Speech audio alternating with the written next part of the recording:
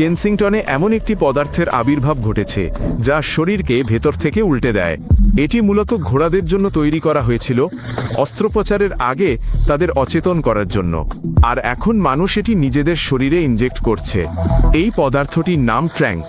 এটি মূলত গরু ও ঘোড়ার মতো বড় প্রাণীদের জন্য তৈরি করা হয়েছিল।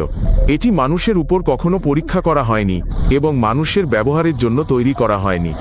যখন ট্র্যাঙ্ক কোনো ব্যক্তির শরীরে প্রবেশ করে তখন মাংস জীবন্ত পচতে শুরু করে, সারা শরীরে খোলা ঘা দেখা দেয়, এমনকি এমন জায়গায়ও যেখানে কখনো ইনজেকশন দেওয়া হয়নি। শরীরটাই ধ্বংস হয়ে যায়। ডাক্তাররা বলছেন তারা আগে কখনো এমন ক্ষত দেখেননি। এগুলো খুব গভীর হয়, লিগামেন্ট পর্যন্ত, কখনো হাড় পর্যন্ত পৌঁছে যায়।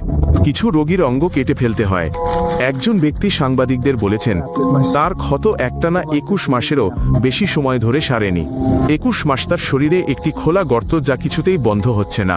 ট্র্যাঙ্ক গোপনে কোনো সতর্কতা বা লেবেল ছাড়াই অন্যান্য পদার্থের সাথে মেশানো হয়।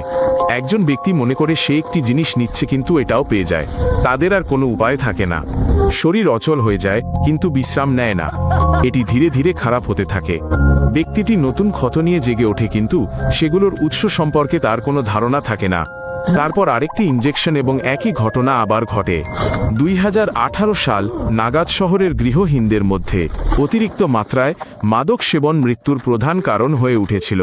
তারপর থেকে এই প্রবণতাটি উল্টে দেওয়ার চেষ্টা করা হয়েছে, কিন্তু এখন পর্যন্ত কোনো সাফল্য আসেনি। পূর্ণ ভিডিওটি দেখুন ইউটিউব চ্যানেল 10টি তথ্য এ।